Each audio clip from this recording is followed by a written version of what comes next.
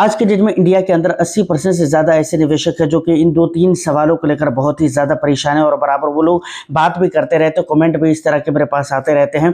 सबसे पहली चीज़ ये है कि भाई एफआईआईज़ इंडियन स्टॉक मार्केट के अंदर कब आएंगे, क्योंकि एफआईआईज़ का आना बहुत ही ज़्यादा इंपॉर्टेंट होता है और दुनिया का कोई भी मार्केट हो, एफआईआईज़ के बगैर वहाँ की जो ग्रोथ की जो पॉसिबिलिटी होती है ना, वो बहुत हद तक के न के बराबर मानी जाती हैं। तो इसलिए एफआईआईज़ का आना बहुत ही ज़रूरी है और वो कब आएंगे इस चीज़ को इस वीडियो में हम समझने वाले हैं। साथ ही साथ हम ये भी समझने की कोशिश करेंगे कि क्या अभी हमें स्मॉल कैप के अंदर निवेश करना चाहिए या नहीं करना चाहिए, और इस समय पे मैक्सिमम इन्वेस्टर्स हैं जो कि स्मॉल कैप मिड कैप को लेकर बहुत ज़्यादा मिस्टेक्स कर रहे हैं, उनके ऊपर भी हम डिटेल्स में बात करेंगे।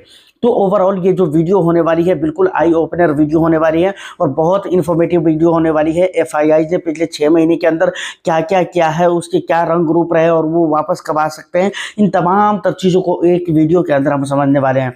तो वीडियो को बस एक लाइक करके शेयर कर दे, चैनल को अगर सब्सक्राइब नहीं किया तो कर लीजिए, एक लाइक कर दीजिए, ठीक है। सबसे पहले समझिए कि भाई एफआईआईज़ वापस कब आएंगे, लेकिन उससे पहले समझते कि भाई एफआईआईज़ की जो सेलिंग रही है लगातार सितंबर अक्टूबर 2024 से मैं बात कर रहा हूँ, 25 की बात नहीं कर रहा हूँ, 2024 के अंदर जो लास्ट एक हाई बनाया था मार्केट ने, उसके बाद से अगर आप देखने की कोशिश करेंगे तो लगातार कंसिस्टेंटली हर महीने मंथली लेवल पे अगर देखेंगे और मंथली लेवल पे अगर बात करेंगे तो लगभग मैक्सिमम ऑफ मंथ्स ऐसे हैं जहां पर एफआईआई ने अपनी सेलिंग की है इंडियन स्टॉक मार्केट के अंदर।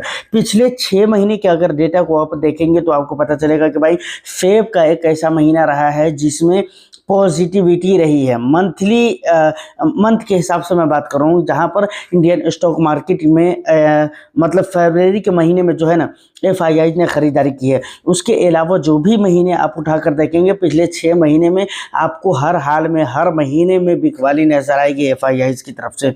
अब देखिए ये इतना जो बिकवाली के उसके पीछे के रीज़न की अगर मैं बात करूँ तो इसके पीछे के कई सारे सॉलिड रीज़न थे जिसकी वजह से उन लोगों ने बिकवाली किया है।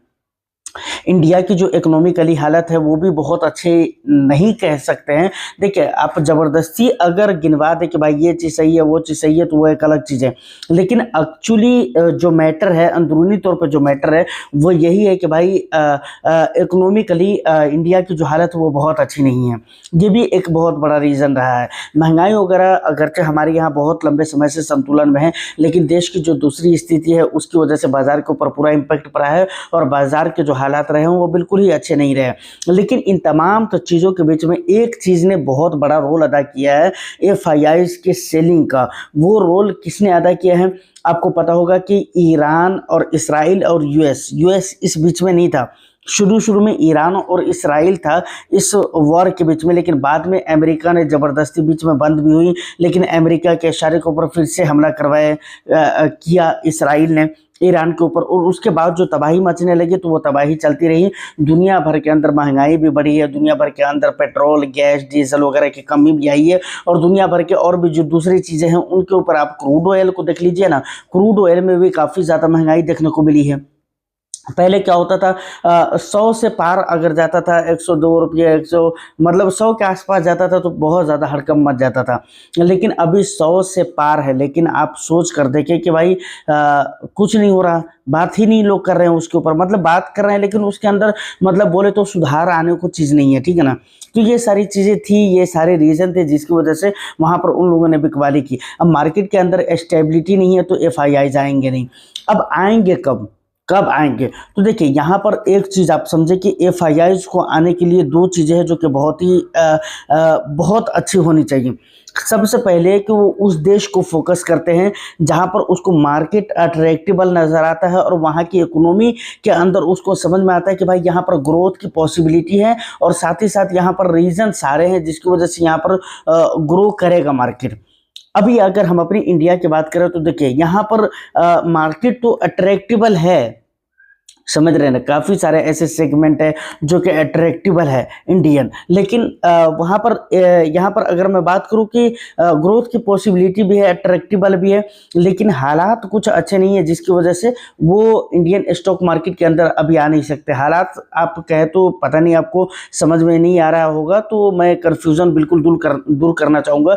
हालात से मेरा कहना यह है कि भाई स्टेबिलिटी मार्केट के अंदर स्टेबिलिटी नहीं है इंडियन स्टॉक मार्केट के अंदर, जिसकी वजह से जो है वो काफ़ी ज़्यादा कंफ्यूज है और उसकी वजह से वो मार्केट की हालत को भी देख रहे हैं और मार्केट के अंदर वो बिकवाली कर रहे हैं इस समय पे। और अभी वापसी की बात नहीं की जा सकती, मतलब वापसी वो उनकी उसी टाइम पे होगी जब तक मार्केट के अंदर स्टेबिलिटी आएगी। और दूसरी चीज़ क्या है, दूसरी चीज़ ये है कि भाई यहाँ की जो करेंसी है ना उसके अंदर भी स्टेबिलिटी आनी चाहिए।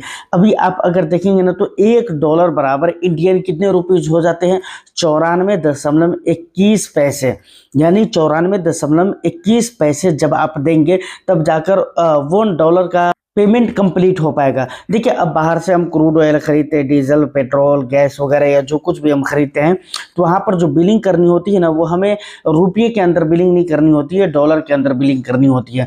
तो वहाँ पर सोचिए कि $1 का पेमेंट अगर हमें करना है तो पहले कितना करना पड़ता था, पहले 80-84 रुपये करना पड़ता था, लेकिन अब 94 रुपये हो चुका है। ठीक है ना, 94 रुपये, 94 से भी कुछ आगे जा चुका है, 94.21 है। तो आप सोचिए कि 94 से 94.95 होने वाला है और लगता है कि 95-96 भी हो जाएगा। तो इसके अंदर भी स्टेबिलिटी नहीं आ रही है, जो कि एफआईआईज के लिए ये दो चीज़ें, मार्केट की स्टेबिलिटी एंड करेंसी के अंदर स्टेबिलिटी, ये दो चीज़ें बहुत ही ज़्यादा इम्पोर्टेंट है। अगर ये दो चीज़ें जब तक नहीं होती है तब तक अगर आप ये उम्मीद रखते हैं कि भाई एफआईआईज वापस होंगे, तो मुझे ऐसा नहीं लग रहा है। और इसके अलावा और कुछ दूसरे रीज़न भी नहीं लग रहे हैं जिसकी बुनियाद पर मैं आपको ये कहूँ कि भाई एफआईआईज वापसी करने वाले हैं इंडियन स्टॉक मार्केट के अंदर। तो ये चीज़ें समझ में आ गई। अब दूसरा जो हमारा सवाल आता है कि क्या इस समय पे हमें स्मॉल कैप के अंदर, मिड कैप के अंदर निवेश करना चाहिए या नहीं करना चाहिए। देखिए स्मॉल कैप और मिड कैप की अगर मैं बात करूं तो गिरावट हुई है, पहले से बहुत ही ज़्यादा अट्रैक्टिबल हुआ है, लेकिन इसका ये मतलब नहीं कि बहुत ज़्यादा अट्रैक्टिबल हो चुका है। अगर आप ज़रूरत से ज़्यादा अट्रैक्टिबल समझ रहे हो स्मॉल कैप और मिड कैप को, तो ऐसा नहीं है। ठीक है, एक रीजनेबल प्राइस के आसपास ज़रूर आ चुका है, तो यहाँ पर निवेश तो किया जा सकता है। और निवेश करना सही, देखिए निवेश करना सही और सही है या नहीं है, इसकी जो बात आती है ना तो गलत कभी नहीं है, इस बात को तो आप याद रखिए।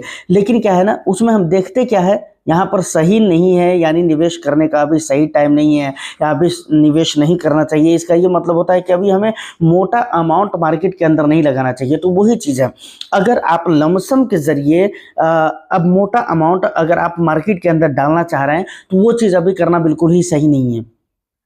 और अक्सर जब मार्केट के हालात लंबे समय से ख़राब हो, या अगर आपको पता चल रहा है कि भाई कोई सेक्टर है जिसके अंदर आप निवेश कर रहे हो और वहाँ पर हालात ख़राब हो रहे हैं या लंबे समय से ख़राब है लेकिन और भी पैसे डालना है, तो सेक्टर की तो बात नहीं करेंगे, लेकिन ख़ास तौर से अगर म्यूचुअल फंड की हम बात करें तो यहाँ पर फिर भी निवेश किया जा सकता है, लेकिन वहाँ पर एसआईपी जो होती है ना वो ख़ास तौर से काम आती है। ठीक है ना, और वहाँ पर आपके जो पैसे बनने के चांसेस होते हैं वो ज़्यादा होते हैं।